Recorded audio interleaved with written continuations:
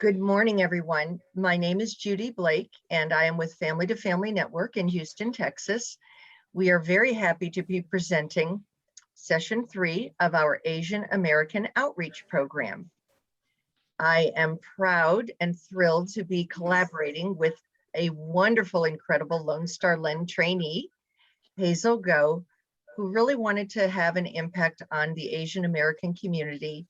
And when she presented this to us to collaborate, it was a golden opportunity for community outreach.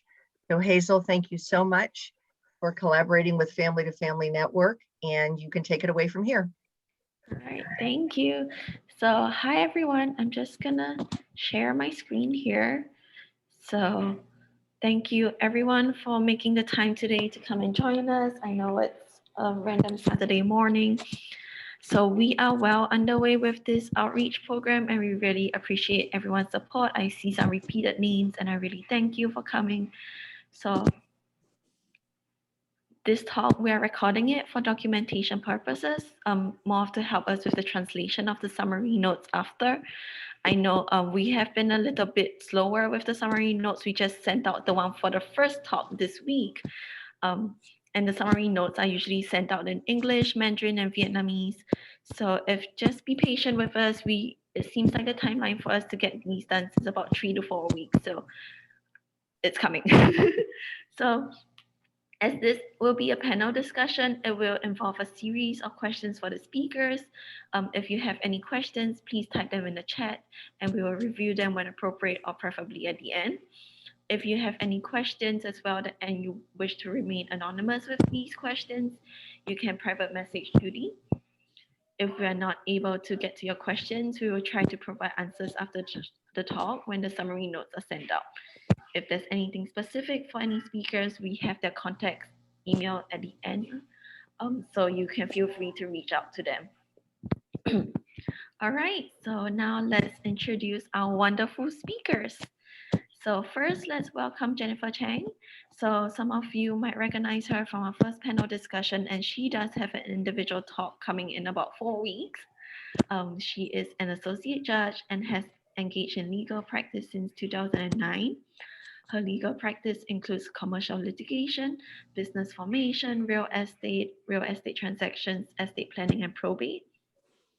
In 2014, she founded the Chang Law Firm, and today it is the fast-growing full-service civil law firm serving clients in the greater Houston area and abroad. So in 2015, the Sugar Land City Council unanimously appointed her as the Associate Municipal Judge for the City of Sugar Land. So Jennifer, if you could take a minute or two to introduce yourself. Hi, everybody. My name is Jennifer Chang, and as Hazel said, I'm an attorney out here in my office is in Sugar Land. A little bit about myself. I am a second generation American. My father is Taiwanese. My mother is Chinese, and I've always had a passion to serve the Asian community, and I grew up going to a church that my grandparents founded back in the I want to say 1940s, so it's about 70 years old, and it was the Chinese Baptist Church, a church specifically meant for the Asian community. And I saw how the traditional Chinese families were in dealing with mental illness and children of different abilities, which is that they didn't actually deal with any of it.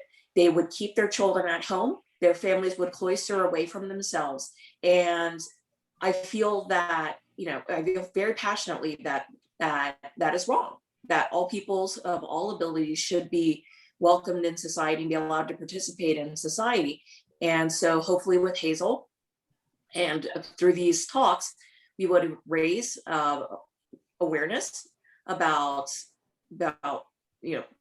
different ability issues and how to participate and how to take advantage of programs that we have out in the community, and to help our fellow citizens and our fellow family members and friends fully participate in society. And so that's why I'm here, and I'm here to, and I'm excited to learn from our other presenters as well, as they have so much to inform me about, and to hear from you and hear your questions too. So thank you, Hazel. Thank you, Jennifer. So next we have Dr. Ken Montford. He is a clinical psychologist. So he launched the Montford Psychology Associates in 2020. Trainings that he has include solution-oriented brief therapy, cognitive behavioral therapy, family systems therapy, and behavioral modifications during for ABA. His clinical interests include family functioning and parental stress, parent coaching, improving quality of life for individuals with developmental disabilities, clinical assessment, and community awareness and education. So Dr. Ken Montford, if you could take a minute or two to introduce yourself. Sure. Thank you, Hazel. Yeah, like she said, my name is Ken Montford. I'm a clinical psychologist. I have been at the University of Texas Health Science Center in Houston's psychiatry department now since November. That's after about 14 years of working at the Westview School, a small private school on the northwest side of town that specializes in working with children with high functioning autism and academically capable students. Like Hazel said, she kind of covered a lot of the bases. I'm very passionate about working with this population. I've been working with autism since around the year 2000, working with different populations, including adults that have severe and significant needs, and even small children through the adult's lifespan. So I'm also, just like Jennifer said, I'm excited to hear what the other presenters have to say and to kind of offer my thoughts on the things that I've seen in my years working in this field. Awesome, thank you. And last but not least, we have Robin Reddy. So she is the founder of Lighthouse Learning Resources and is also a certified teacher. She has been directly involved in education for the last 34 years and has taught both the public and private school setting. So her company provides educational consulting to families navigating educational services, parent and staff training centered on behavior related to sensory systems, and e-commerce, as well as supporting sensory regulation in all settings. That includes the home, school, and the community for early childhood through adulthood. So Robin, if you could take a moment or two to introduce yourself. Thank you, Hazel. Thank you everyone for attending. I really appreciate it. And I'm honored to be on the panel with some great people and connected to Judy and Hazel as well. So just a little bit about my background. My sister was born microcephalic, which is small brain. She didn't have the fontanella. My father was in the military. We traveled a lot. Eventually, when we left out of the country, she was placed in an institute, and it did not go well. So her name is Laurie Lorraine Reddy. She's not living anymore, but my company, her initials are LLR, and then my company is named in her honor, Lighthouse Learning Resources, LLR. I can't rewrite her history, but I can help script the future of others. So that's my goal. When families plan for a child and this child arrives, you have all the dreams that every one of us have.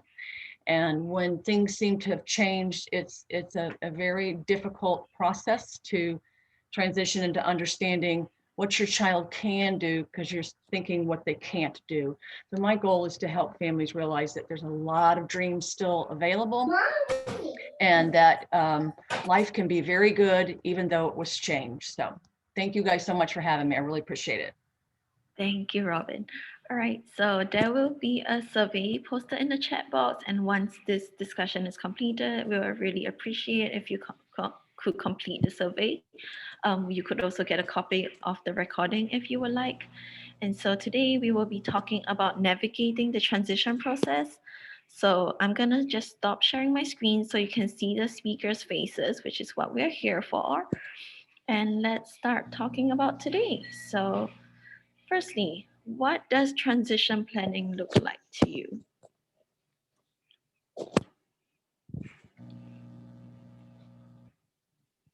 Well, I Ken, guess I'd be curious to have you start. Oh, go ahead, Jennifer. Oh, it's okay. I would have jumped in, but Yeah. The only reason I'm Ken, because you have worked with the schools and well, Robin, you have too, actually. I take that back. So both of you have, but Ken, I'd be curious to hear your thoughts on that. Sure.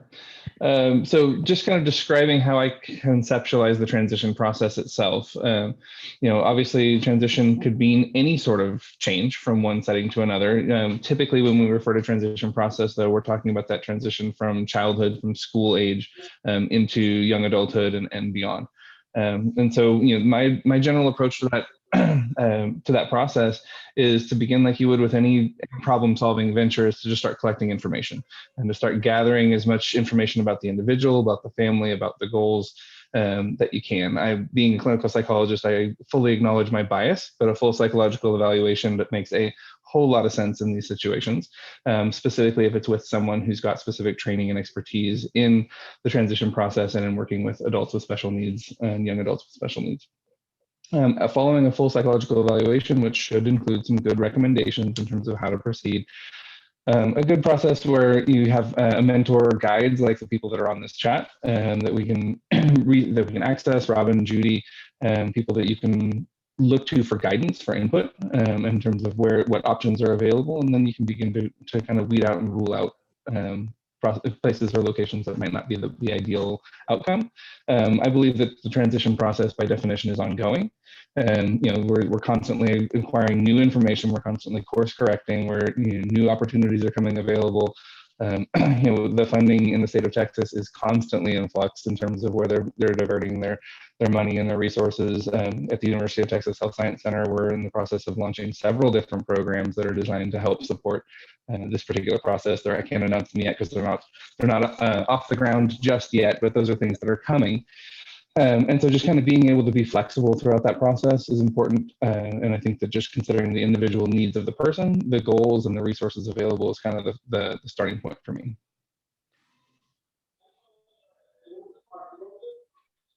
Well, I'll jump in and I'll say that, what Ken talked about is kind of basically kind of what happens when your child is transitioning from, at any point between maybe high school age, like 14, all the way up until adulthood.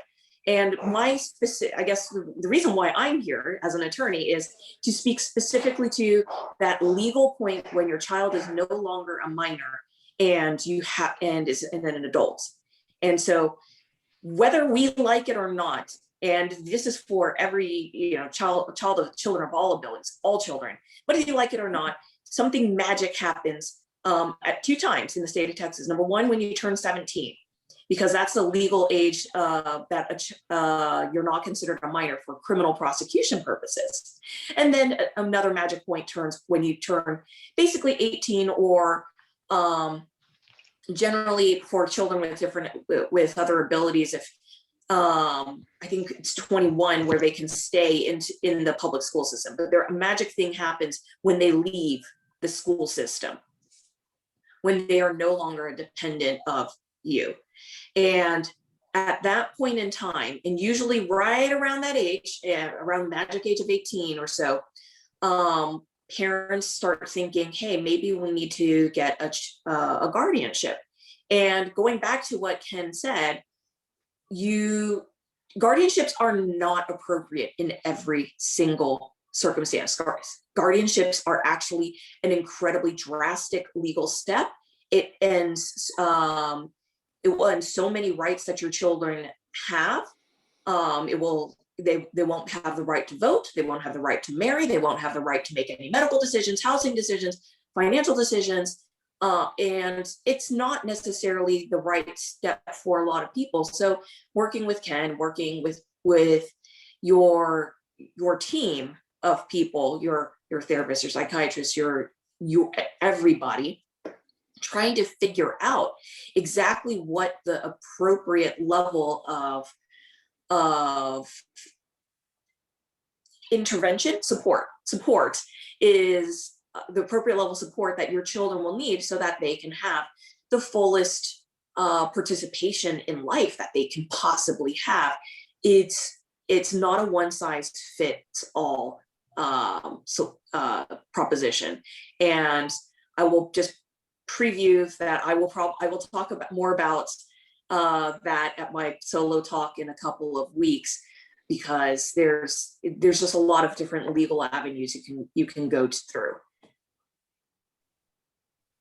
Hey, that's wonderful, just listening to both of you. And I come from the educator and parent point of view. So just to let everybody understand that the overall arching purpose of IDEA, Individuals with Disability Education Act, is to support a child reaching adulthood prepared for post-secondary education, which is happening so much more these days. We are in marvelous times. And post-secondary education, employment, that's still a big area of need, and then independent living. Well, we all know actually really we live interdependently, but you get the idea that the individual is self-sufficient and can manage. So how do we get to that end goal? As Ken and Jennifer have talked about the bits and pieces and going, well, we start with education. And as Ken mentioned, transition occurs even going from one activity to another. How can the individual manage that? Do they have a meltdown? So then we got to look at the behavioral piece. How do we help an individual regulate? And that's a very complex process. Humans are emotional. And if an individual can't process this quickly, they become emotional. That could create a meltdown. So lots of strategies should go on in school. Front loading, pictures, stories, video modeling, what's coming next, and allowing wait time and chunking your statements, all of that to help the individual stay regulated. The reason it's critically important is how are they going to reach adulthood and manage the quick pace of being an adult? And so the earlier we start setting in patterns of development in the brain neurologically, the better the individual is going to be able to manage in adulthood. And if they have experienced continuous changes with support, that's good, because we all are going to experience that.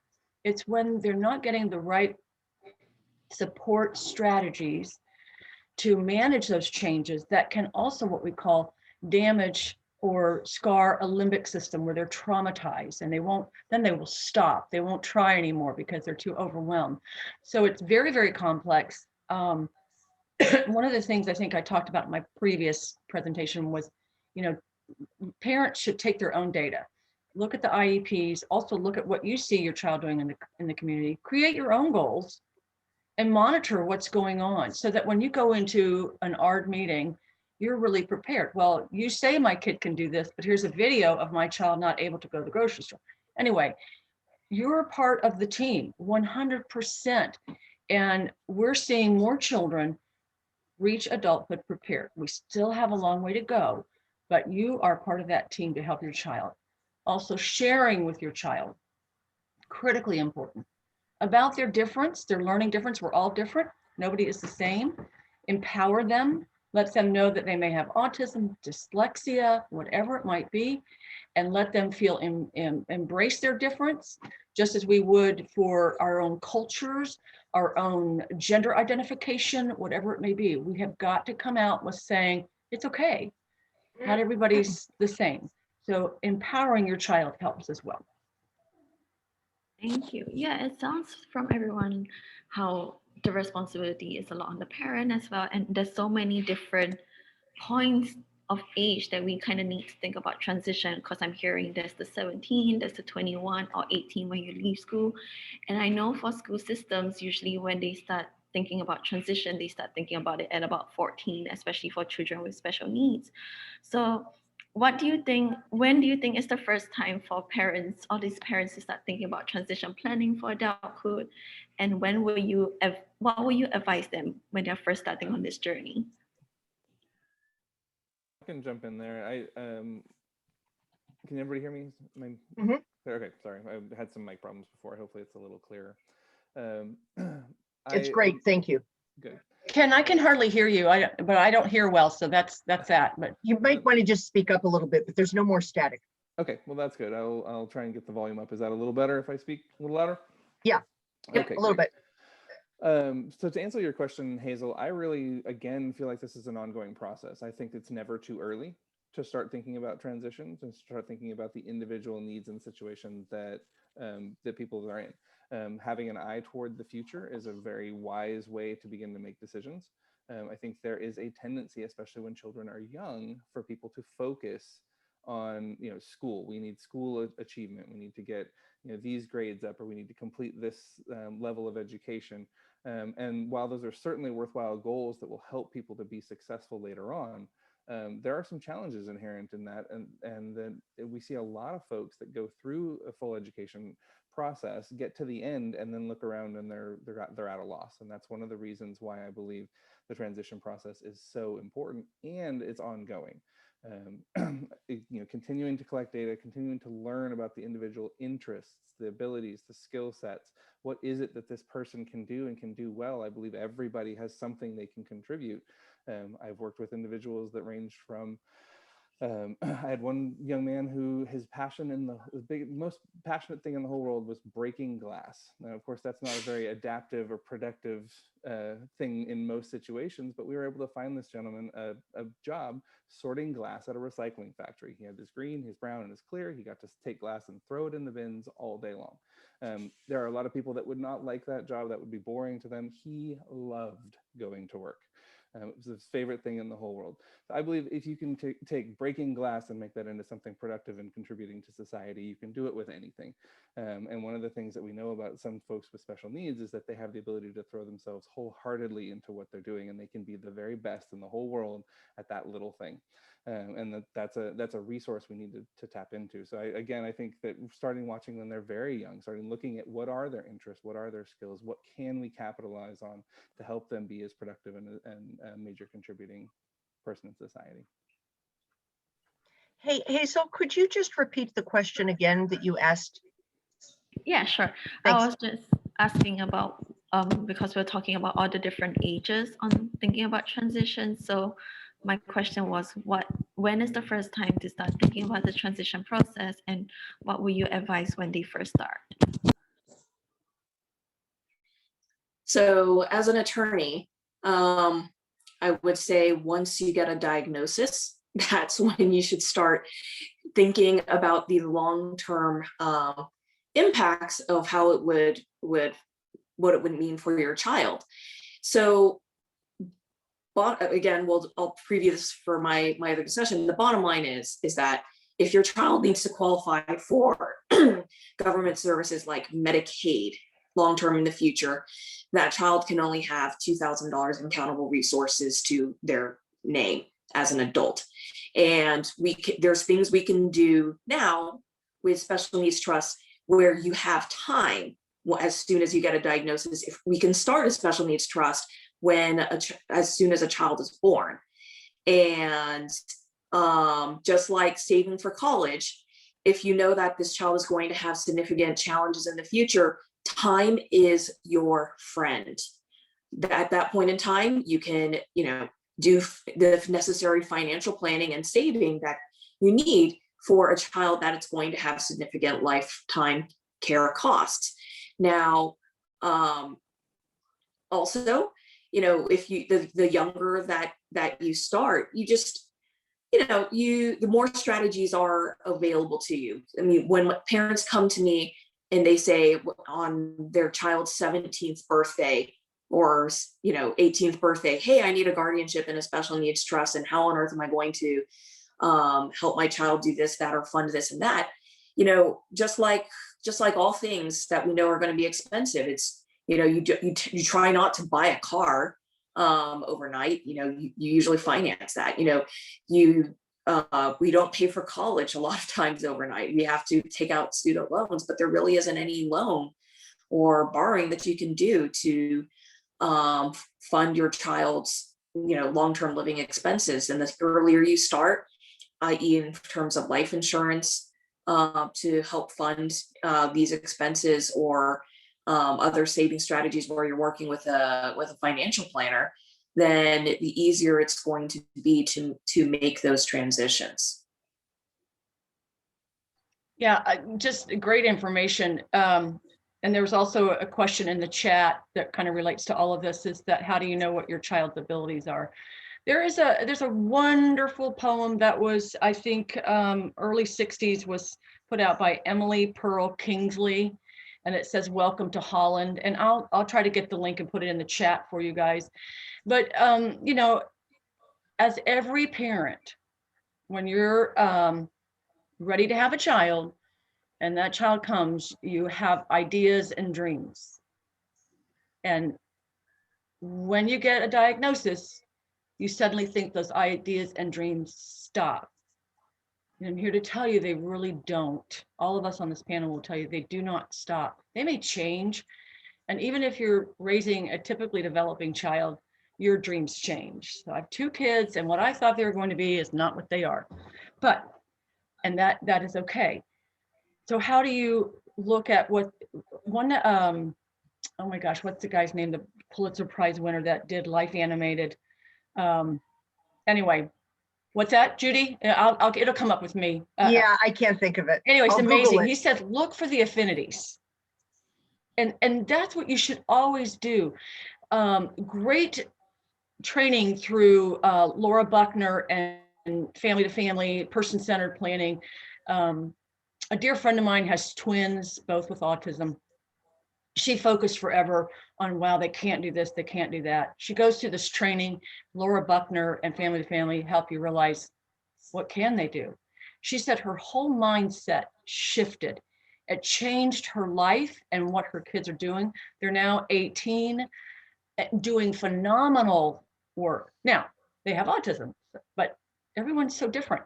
So I think the best thing to help us deal with all of this is, number one, Jennifer, you mentioned about Medicaid and such, but there's also the Medicaid waivers. All of your children, I think pediatricians at hospitals, they should be telling you, here's the link, get on there right away. That is state funded, and some federal funds come into this for supporting individuals as they grow up. And we have a long wait in Texas. Other states don't have it like that. We just don't fund like we should. That's another presentation. Anyway, so if you're get on the state waiver, start looking at your child affinities. You could journal that. You could say, wow, I saw Bill do this today, or I saw this today. So many amazing things are emerging. And when you're constantly thinking of the what you can do, and you do need some therapy and time for yourself to adjust to your changes. It's okay to be emotional about the change that you didn't expect. You need to embrace that. Don't hide it. It's real. And then, so what happens when you start taking more positive attitude, your own brain starts to change, your demeanor, your thoughts, your happiness starts to come back, and your child, and I'm sure many of you on here will tell you that, will teach you more than you could have ever taught them. But it isn't easy, and I understand that. I'm not trying to take that away, but work towards shifting what you can do, what your child can do. And may I add one more thing, and then I'll be quiet. But when a child is growing up, and as an educator and the paraprofessional support I had in the classrooms, marvelous people, they constantly want to coddle and do for the child. There's so much research that shows problem solving creates more interaction between the neurological synapses in the brain. It is a healthy thing. Let your child make mistakes. Don't criticize those mistakes, but sit down and chat and think, how can we do it differently next time? Mistakes help a child learn. Also, when children are in a conversation or something, I can't tell you how many times I go to talk to a child and the parent answers for the child. Let the child do the answering. We unknowingly are guarding our child, and that comes from our emotional being, and that's, I totally respect. But you do more good to help create this independent child by backing off, not criticizing mistakes, helping with understanding mistakes, and allowing the child to voice their own opinion and speak their own thoughts.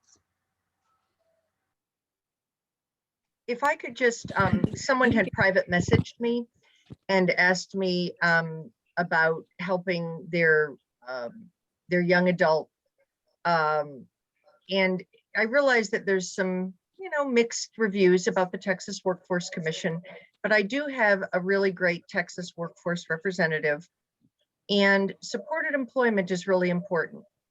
And Texas Workforce will pay for supported employment to find out what your loved one's interests are, have that evaluation, help them find a job, and then support them in that job. We never want somebody to be graduating to the living room couch. People should be in the community to the extent possible. And I'm all for free choice, but not when it limits someone to isolation and loneliness. That we don't want. So please reach out to me, email me, and I'd love to connect you with my TWC rep and the person who can provide the supported employment, and they pay for it. And Ron Suskind, thank you, Ken. I was just Googling it. Ron Suskind did the Life Animated. Teresa, I'm so glad you have good support from TWC. That's terrific. Hi, Yeston. Good morning. I want to add another thing. I'm going to put this in the, this is for Abe and for everybody else, but put this in the chat. A really great, because I don't know how old your children are, but a really great free resource online is ONET. And it gives you, it's a career interest inventory. And it provides a graph even for where your child's strengths are. You can start this as early as you want, maybe, you know, not like an 8-year-old, but, you know, 12, 13. Not many of us in our day were thinking about what we're going to do at 12 or 13, but it's kind of fun to look at these online free profiles that help you understand how your brain thinks, what your interests are, whatever. And it doesn't mean that's exactly what you should pursue, but it gives you a platform to start thinking of what your child can do in the future. So ONET is excellent, and I'll put that link in the chat. Someone had asked about the ABLE account, and then Mid had mentioned about a piece of legislation that's looking to either eliminate or greatly reduce the interest list for the waivers. Mid, I agree with you about reaching out to legislators. So important. I don't know that legislation is going to happen, but I would love it if it did. But can anyone comment on the ABLE account? I mean, I know a little bit about them. I mean, ABLE accounts are another great tool. I'm not a financial planner, so and my bailiwick is actually special needs trusts.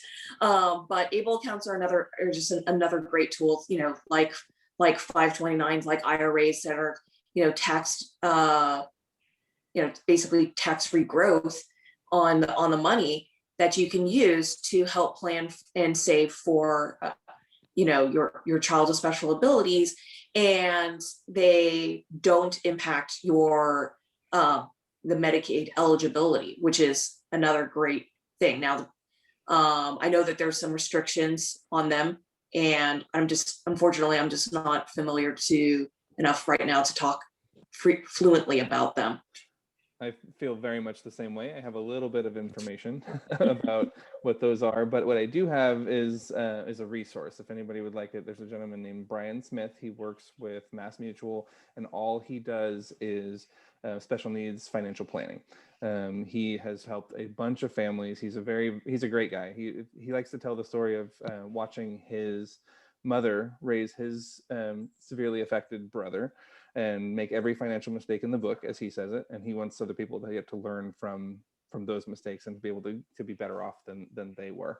But again, I can pass that information on to anybody who wants it. If you'd like to contact Brian, but that's anytime I would have a question about an ABLE account or just all the things that Jennifer was talking about qualifying for funding, or is this going to disqualify me from state funding of something else? He's the guy that's been able to answer me right away with those questions. He's great. And Brian is on the Family to Family Network board. He's our president. And I also put the texasable.org website link in the chat. But if you would like an email introduction to Brian, I would be happy to facilitate that. Yeah, I don't know much about the ABLE account any more than what Jennifer and Ken are saying. That's because I've not had to do it. That's why. But yeah. Who's this lovely young man we have joining us? All right, so Sounds like there's a lot of things for parents to think about. We talked about looking at the child's strengths. We talked about adjusting to the diagnosis. We talked about working with schools, thinking about transitions. Transitions in itself, there's a whole mishmash of things to do, like trust, work supports, financial planning, daily living skills. So there's a lot for parents to think about, to manage at one time concurrently. And also they have the responsibility to do all that for their child. So how do you help parents to kind of just like support them and kind of like manage like how to sequence what to do in this process, where, because it sounds like there's a lot.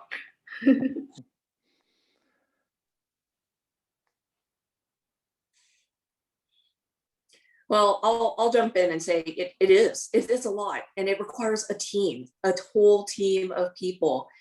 And, hopefully you're going to, like I said, you're going to be working with your psychiatrist, your therapist, your occupational therapists. Also, you're going to be working with professionals like me, an attorney, and a CPA and a financial planner. Is it a lot of work? Yes, absolutely, it is a lot of work. But I know that there are people. There's like Ken said, there's people that he reaches out to all the time, and we, as professionals who work in this space, I lean a lot on the experience of other people. I have another friend that I know, Judy, we talked about her in the last one, Allison Scalberg. She works out here in the Fort Bend area. She's another financial planner that works almost, not exclusively, but she works extensively in the special needs planning space. She runs an autism support group out here in Fort Bend County, and she has her own. That's all because she has her own daughters with special needs. And to a certain extent, yes, you have to be your child's best advocate. You have to be your family's quarterback in coordinating the care and organizing and supporting things. But if you have professionals who have a good relationship with one another, a CPA, a financial planner, and therapists and psychiatrists that all work together, who can share information with one another, we can help you by also leaning on each other and leaning on each other's expertise. Because clearly, as an attorney, I know my lane, but I don't do tax. I don't do financial planning. I don't do a diagnosis. I don't do a care plan. There's so many things I don't do. And we leave that to other people like Ken, like Robin, to specialize in those things. And we figure out, okay, with this plan in place, with these goals in mind, what kind of legal framework do I need to create to support that? So communication is absolute between the professionals, and communication between the family is absolutely, absolutely key. Very well said, Jennifer. I completely agree. I think any of us would be lying if we said this process was easy or was simple or any of those sorts of things. I wouldn't dare take on this process by myself. And I think that's the takeaway lesson that from what you just said, you don't have to go it alone. There are a number of great professionals out in the community, and we're all pretty well networked together. If you make contact with someone like Judy or Robin or some, these folks that I've known for a long time, that's where you start, and then they'll help you get connected. Oh, you need this? Let's find somebody that'll help us meet this need. We need this. We're going to find somebody that'll help us meet this need. And again, that's kind of what I meant I was talking about collecting the information, just gathering as much information, gathering your resource, building your team, so that you know who to call. I'm never going to learn all the tax law. It's just not going to happen. I have too much other things going on, but I know Brian did, and so I can call Brian, that kind of a thing. And just having a team to help you get through this process is the best piece of advice I can give, and I completely echo what Jennifer's saying. Some parents, and many of you probably already do this, but they create a binder, and in it's got the educational piece, the financial piece, however you want to organize it. That's the only way. I have a younger daughter, she's now 26, she has dyslexia. I have self-diagnosed dyslexia, but anyway, she required a lot from me up front, and it was concerning because I didn't know, and there was a teacher with 2 degrees in education and cried through the whole thing.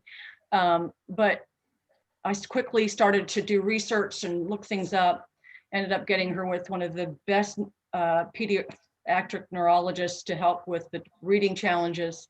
Dr. Eldo Bergman, who started his own reading center. He's phenomenal.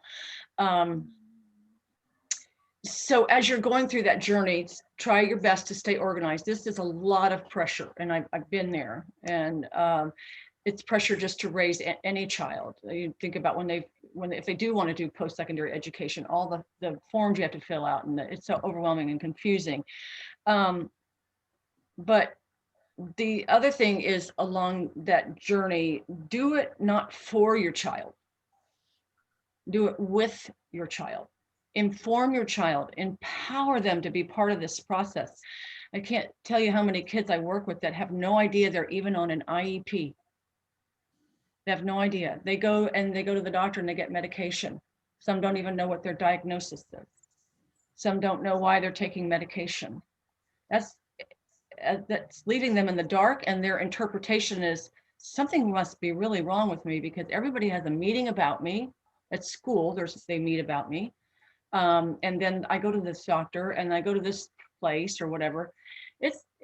I think demystifying, sharing, socially, I'll show you some brain scans. This area of your brain it's not as active as it could be. So you're going to social skills training because we're going to help try to stimulate that part of the brain. Same thing with dyslexia, trying to stimulate this part of the brain. It just helps. And then keep that, maybe your child has their own file. It's a lot of work, but I think trying to stay organized through it is a little more helpful. Yeah, and I want to say something that's maybe a little culturally specific in my experience, where, because there's so much stigma around, mental health and people of different abilities and having any kind of handicap, a lot of Asian families, they feel like they're protecting their children by not protecting themselves by not talking about this with their children, or not talking about this with their, extended family who could be a support, or by not talking about this with anyone in their community, which again could be a support. Because if people don't reach out to me, I don't know that they're struggling, and vice versa. And it's really important to join support groups like Family to Family, to find a community like this where you can share experiences, but also, to break the stigma and talk to your children about this. I remember Robin, you just reminded me that I grew up with a boy who was just so smart, got accepted into MIT, but also was suffering from schizophrenia all throughout high school. And basically his parents just gave him medication every single morning and never told him what that was. It wasn't until he basically bombed out of MIT because he was suffering from mental health crises that he did not understand and was not prepared to deal with. And I saw him when I was in college because he was enrolled at U of H with me. And I was like, what happened? And basically that entire tale of woe came out. And it was just so sad and eminently preventable if he was just given the tools in high school to deal with these transitions, this exact thing that we're talking about, to deal with his own mental health struggles, and become, he could have graduated and become an incredibly successful adult. But the last I heard from him is that he was still living with his parents when he was in his late 20s, because he just never learned the tools that he needed to deal with what was going on. Right. And so I cannot emphasize what Robin said. You think you're protecting your children by doing these things for them, by managing this for them. But especially for kids who, if given the right tools and the right circumstances and the right supports, they can do amazing things. I know because I I know Robin and I know Ken have seen it in their own practices. We see all different kinds of abilities, and I see kids with ADHD, ADD, autism get full rides to college to become thriving, successful adults with fantastic jobs and fully independent.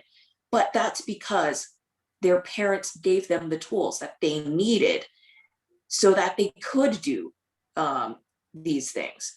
So That's interesting. I've had a talk with a dear friend of mine. We talk a lot about in school, what we do is the doing, and the kid comes in and just waits for us to tell him what to do. And that we've got to completely reverse, and you got to do that at home. So how many kids have participated in writing their own IEP? Probably next to nil. So, oh, good, Judy. one. Not necessarily writing it, but at the ARD meetings, he would say, I want this, I want that. Awesome. Or I like this, I don't like that. So he's not going to actually write it, but yes. Yes. Hey, you was participated. That's involved. awesome.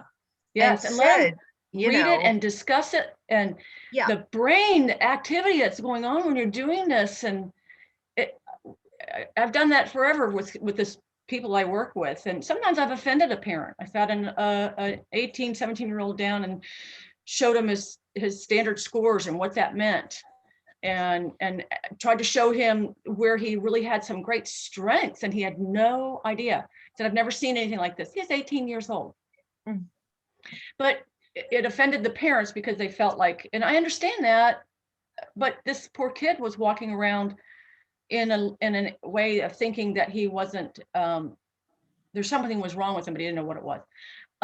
The other thing I want to say, what I say to a lot of even adult kids, I make fun with it, but I always talk about, if I go into Baskin Robbins and there's only vanilla, that's very boring. I like a variety of flavors. So thankfully, Baskin Robbins has 31 flavors. And I always tell the children, so the young man that's on with us today, you are one of the wonderful flavors of Baskin Robbins ice cream.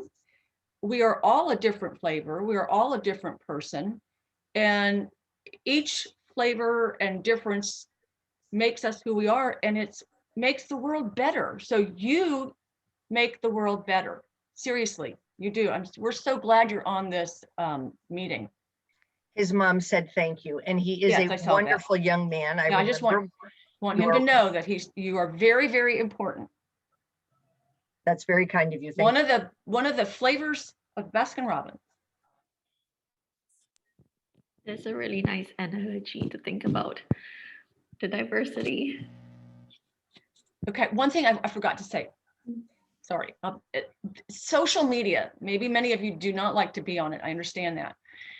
But on Facebook, there are really strong, wonderful groups of parents for autism or dyslexia or ADHD, and they help create your village. And that's what you need, is that village. So if you do only group accessing on social media through Facebook, please consider it, because you'll get doctors' referrals, you'll get strategy suggestions. It's just amazing what these families can do for each other now that we have this internet connection.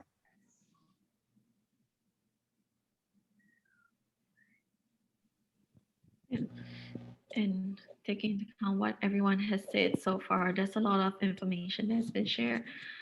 So we talked about like collaborating with other professionals is so important, and building your own team. And even when we're talking about collaboration, we're not just thinking about professionals, the parent, we're also thinking about centering the child in the discussion. And especially if the child gets older, they have the opportunity to participate in arts, start advocating for themselves. And there's just so many ways to start bringing your child into it. And we also briefly talked about culture. When you're thinking about culture, there's so many different factors in terms of like working through this whole process. So I am from Singapore, and I echo what Jennifer was saying in terms of like parents being more protective about their kids and just being a little more hesitant in putting their child in the forefront of things, which is understandably, like, it is an understandable reasoning to go with. And so speaking of all of that, I want to just dive more, since we're speaking with the Asian American community here. So how has your own culture also impacted the way you work with families from other cultures, especially when we're taking into account the sensitivities of other cultures in approaching disability?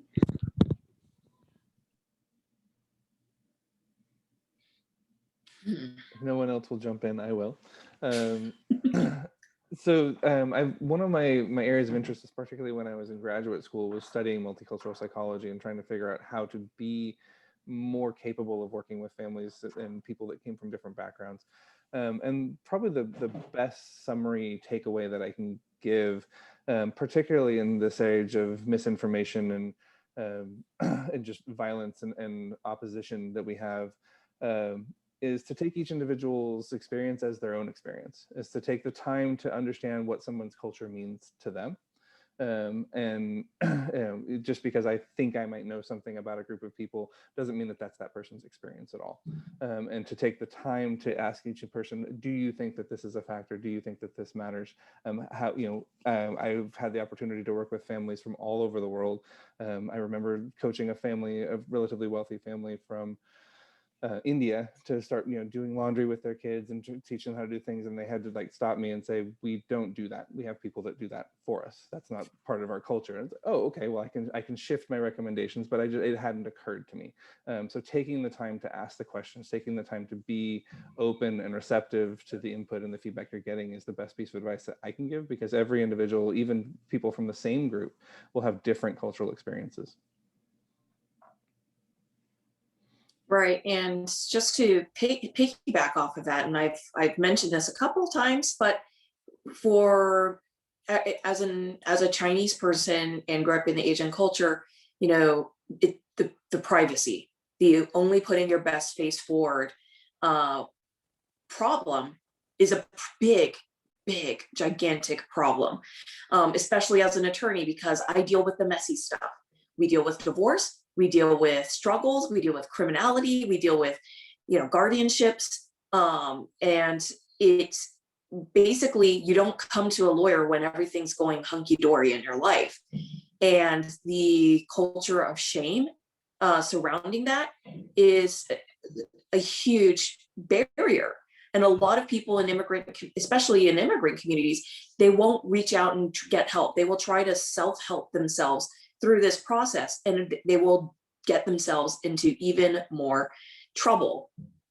And so that's one of the reasons why I really wanted to participate in this with Hazel. When she first told me about this idea, I said, this is fantastic, just because I know how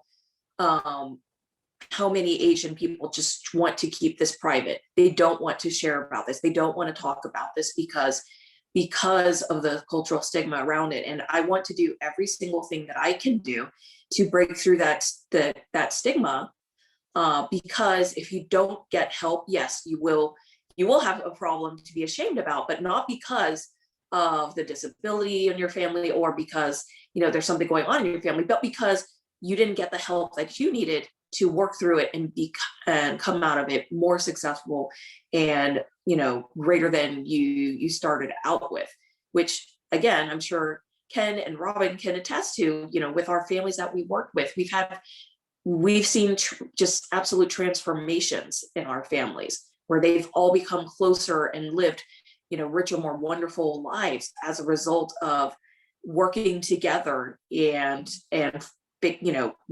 growing as a family together. And so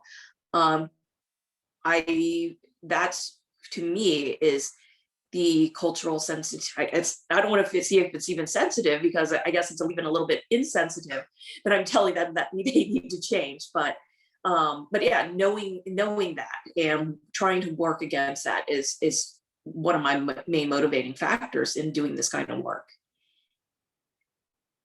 I think you both have clearly shared how I feel too. I've been fortunate to teach a variety of cultures, the Native Americans, Hispanics. So I personally like to research the culture because, one, it's fascinating, and two, like I said before, I need to make sure that I'm bonding and understanding. I think in schools, we've realized that we can't just celebrate one religion. And that's why they created, after the pledge, you do a moment of silence so you can practice your own if you choose to. We still have some more work in that area, but the fact we've become more aware of it, that the world is, you know, very diverse, and it's what makes it exciting. And then when, on a family level, when families are struggling with dealing with any changes or needs or whatever, unfortunately, typically what sometimes happens is the individual starts to internalize a lot of negative self-doubt, puts them on the road to the school to prison pipeline. They become aggressive. They're angry. So I think just sharing openly as best that you can about your own differences. In classroom, when I teach, if I make a mistake, I say, oh my gosh, I made a mistake. I embrace my mistakes. I do it with my children. I own my own behavior. Because if I want the child to own their own behavior, I have to mirror that. Also celebrate their differences and their different ways of thinking from mine. They don't have to be a mini me. So anyway, I just think get some outside help to help yourself be able to accept and share and love just who you are. So, Yeah. not easy, but can be done.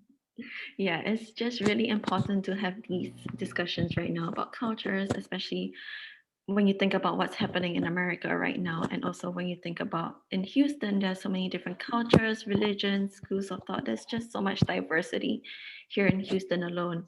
And we professionals here are in the Houston area. So just to wrap up for today, I know we've talked about a lot of different things so far. I'm sure we've given the parents a lot of information. Is there anything that you want to leave the parents with, kind of as like a parting thought before we take any questions?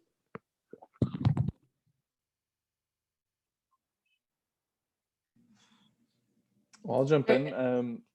Thank you for coming. I mean, I think that if you're here, if you're taking the time on a Saturday morning to learn more, to reach out, to make those connections, you're already on the right path. And I'm just super glad that we have the opportunity to share. I'm pleased to have met Jennifer and to have the opportunity to expand my circle of people that I'll be getting your contact information before we leave, you know, people that I can get help with. And I just feel honored to be here. So thank you for the invite. Same here. Just if you're here, you are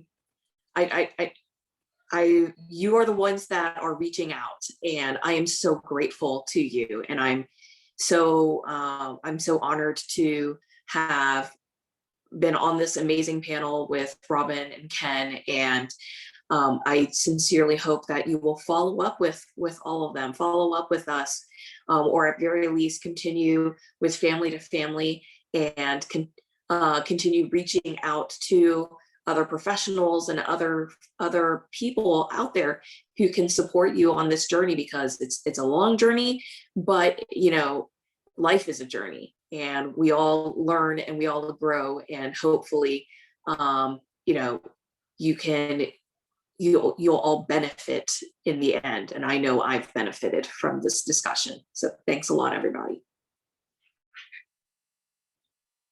Yeah, I just have been pleased to be part of this, Hazel and Judy. It's just so important.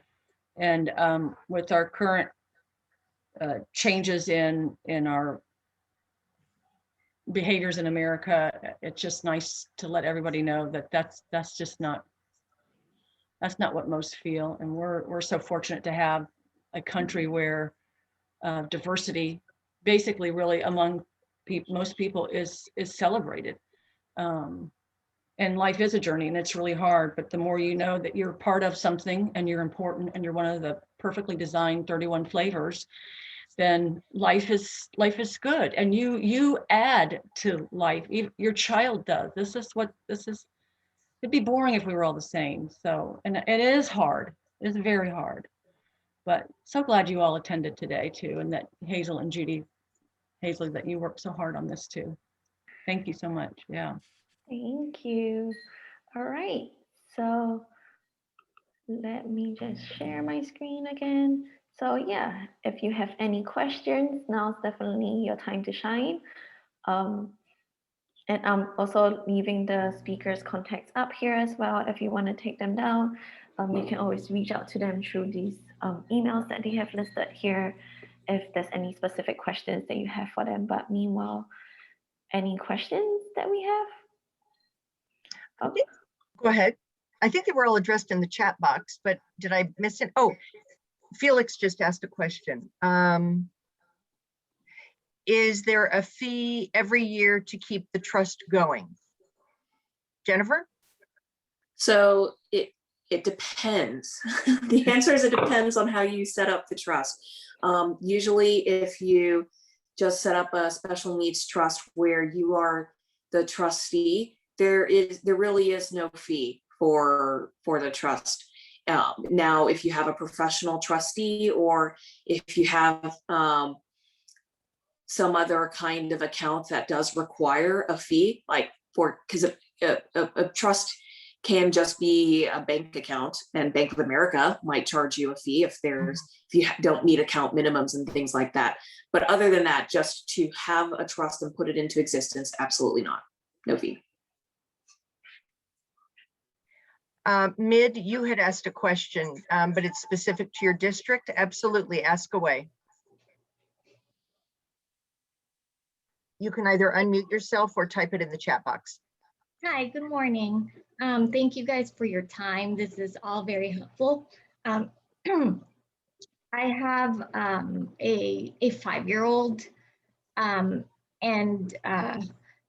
so there's the autism supplement in an IEP, and to me, my definition of transition kind of mirrors what Mr. Ken Montford talked about, how just any changes occurs. But I always get pushback when I ask for transition help in an autism supplement for a 5-year-old, because they always just tell me transition, or the district gives the school guidance and tells them that I can only request transition when they're older, and also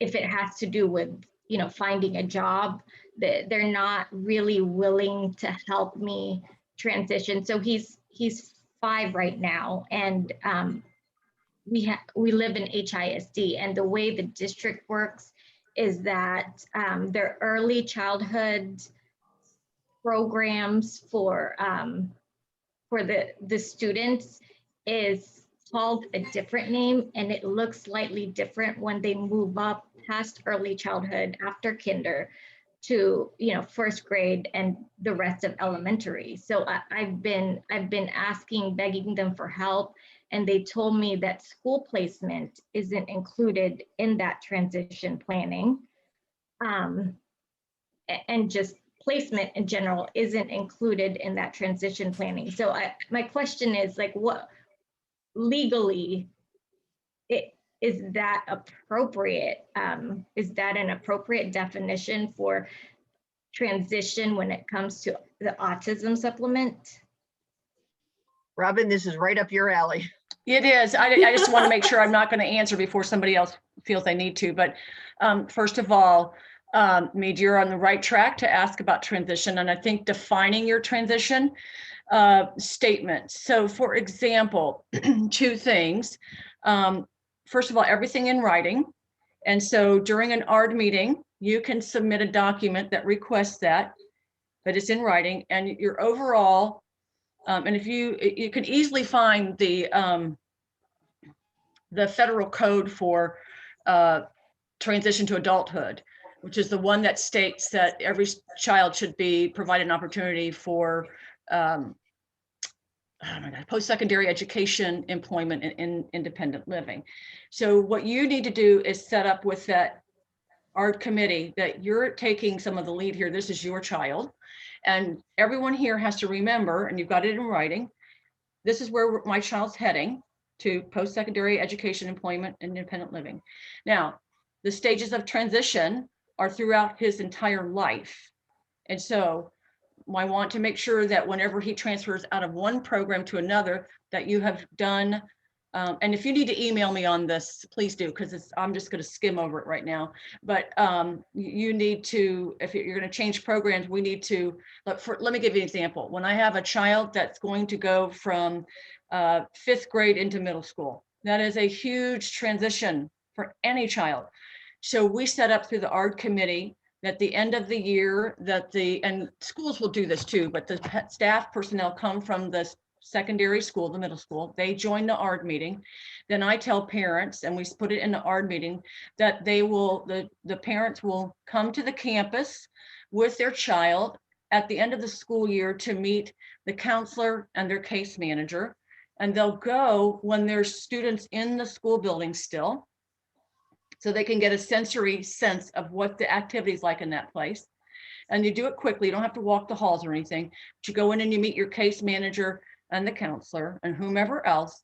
And then the week that school is over, when staff is still in, you go back, walk the hallways and videotape where your child's going, take photos of it, let your child go to the classroom that he or she will be going to, take pictures of all of this. And then through the summer, occasionally, not a lot, because you don't want to create anxiety, but you may come home and sit down with those pictures and create a social story. I'm going to go to a new school.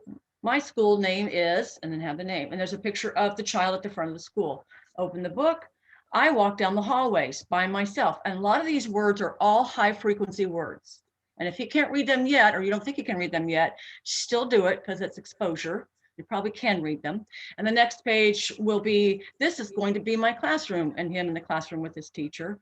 Of course, you don't know who's the teacher is year to year, so that you can't really take for sure the picture of the child with the teacher because that could change. Anyway, so you're creating this little book that they can look at whenever they want during the summer. Then during the summer, you take the child to the playground or the track, the middle school track, and they walk around the track, and you take pictures of them there, and they're just kind of getting this feel for this area. It's someplace to go play on the playground, whatever it is, take pictures of it, and they're getting used to it. Then before school starts, you typically have an open house. The child had some exposure, and so they can go to open house when everybody's there, or if you feel that's too overwhelming, they can do a private open house. But there's so much more to that, but I'm just telling you the transition. And so let's say it's just transition from end of kindergarten going into 1st grade. You want to look at the teacher should be taking the child down the hallway and meeting some of the 1st grade teachers, whatever it is, to help with that. Then in high school, you're going to read the Texas Transition Handbook, that's a lot of information, but and they have the 18 plus. I'm cautious about 18 plus because they keep saying that it's just employment only. That's not true. They need reading forever.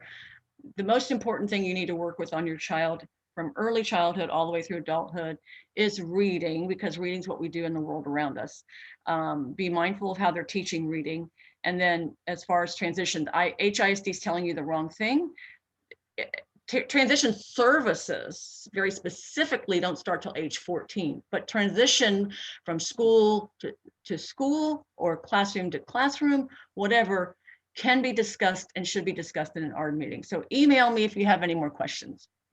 And Mid, that was an excellent question. Robin, you answered it beautifully.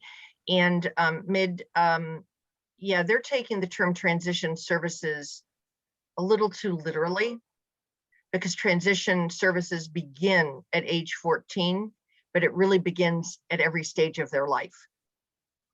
There is a transition with our kids every single day. So I would definitely reach out to Robin, and then feel free to reach out to me with some great websites that I can give you that give you accurate information on the special ed process. But Robin is a great resource, and she means it when she says email me. Thank you. Thank you. That was really helpful. Another question is, do you guys have any other suggestions for that transition piece and an autism supplement for early elementary or, just elementary area. And also, I just wanted to make a comment about inclusion. I don't know how old the parents are or the kids in this meeting are, but this is currently best practices to have your child included in a general ed classroom. I recently met a parent who pushed for inclusion with her child starting from elementary, and now the child is in middle school, and through testing, they noticed that his IQ had gone up. And she had mentioned that if she hadn't pushed for inclusion, and if her child was stuck in a self-contained classroom, her child could very well have been considered ID all throughout his life. So that's just a comment. I noticed that it was missing. And also, do you guys have any more suggestions as to what else can be addressed in that autism supplement as far as transition is concerned? It should be already addressed. There's a section where there's 11 categories, and there's a section that says visual support, whatever. That's all that video modeling, transition, teaching him what's to come next. All of that in that should be already in the autism supplement. So it might be that you need to look more carefully at your autism supplement and see if they have deficits in what they've said they're doing. I just don't know. Ken, do you want to add to that? Absolutely. And I feel like I'm saying the same things over and over again. So if I'm repeating myself, you guys can tell me to stop. But it's just such an individual process. As the famous saying goes, if you've met one child with autism, you've met just one child with autism, that everybody is so different. I've seen cases just like the one you described with the inclusion, where pushing someone into a more academically challenging place can really help them to thrive. I've also seen parents that are maybe in a little bit of denial or just resistant to the idea of their child needing supports, and then they insist on something like inclusion or some other placement, and it's not necessarily the best fit for their child, and it doesn't have that same payoff and benefit. And so really that's the individual's nature of the process is exactly what I think we continue to emphasize, and building a team like Jennifer, like Robin, like me, like Judy, like having the people around that have those contacts and can help give you that guidance. You might have a kid where inclusion and mainstreaming is a great option, but you may not, and that may not be the ideal outcome. So, do I have any recommendations for the autism supplement? Yeah, thousands, but I don't know if they apply to your child. So that's kind of where you really have to start building that individual team. And honestly, as you were talking, I just kept thinking, even if Robin weren't on this, it's call Robin. Like that would be my recommendation, because that's exactly the type of person that I would reach for to get that kind of educational advocacy, to get that help, knowing what are my rights, what are my options, how do I get to what I think my child needs. No one will ever be as good an expert in your child as you are. In some cases, even your child.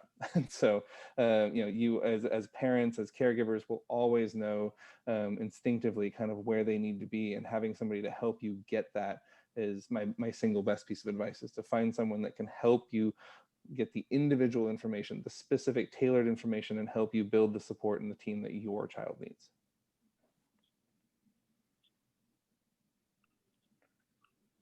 Awesome. All right, we have another question from Felix. What will happen to the trust if we don't need it anymore because my child goes to college or has a good job? Will the money be taxable if we take it out from the trust? This would be for Jennifer. So I'm not a tax attorney, but the nature of the trust is that it has to be spent for the benefit of the beneficiary, namely your child. And if the money, as long as the money is spent on your child, great. You can spend it on, buying their first home. I mean, you can spend it on college. You can spend it on their clothes. You can spend it on, things for a wedding. I mean, as long as the money gets spent on their child, then it's fine. And the money that goes into special needs trust, by the way, are pre-tax dollars. So you already paid taxes on it. Just FYI. And I always say, check with your accountant.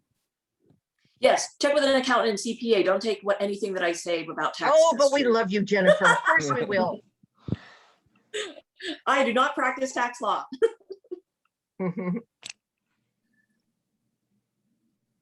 Wait, do we have any more questions? I think you got it, Hazel. Awesome. All right. If there are no other questions, thank you so much to everyone for coming out today. I really appreciate both the parents and the speakers for taking the time out. Once again, if you have any more questions for the speakers, you have their contact information down here. Feel free to contact them because they have gladly given their contacts for you to do so. I hope you all had a fruitful discussion today. We have, I think Judy previously sent the feedback survey link in the comments. Yes. So we would Yeah. really appreciate if you could fill that out for us. That helps to inform our talks. And this will be our next talk that's coming in 2 weeks with Dr. Lee Nathalie Montford. She's also a clinical psychologist, and of course, Dr. Montford here is I know mom. her. Yeah, so she'll be talking about mainstreaming 101. They'll be targeting about the public schools and private schools and things in schools in general. So, all right, if that's it for today, thank you so much for everyone coming out. And once again, have a good rest of your Saturday. Hazel, thank you Thank so you. much. Thank Thank you. you to Thank the you. presenters, and you all asked such great questions. You really Wonderful. did. And I'm so excited. Ken and Robin, of course, I knew you. Jennifer, I am so thrilled to be, introduced to you through Hazel because you are a great resource. Yes, absolutely. So Well, thank and you. you guys are a great resource too. So I'm glad to be hooked in. Thanks. Hazel, great job.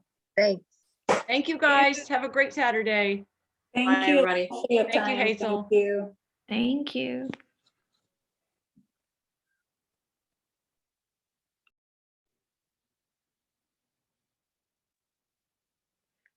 You wanna stop? Yeah. Where did it go? Whoops. Great.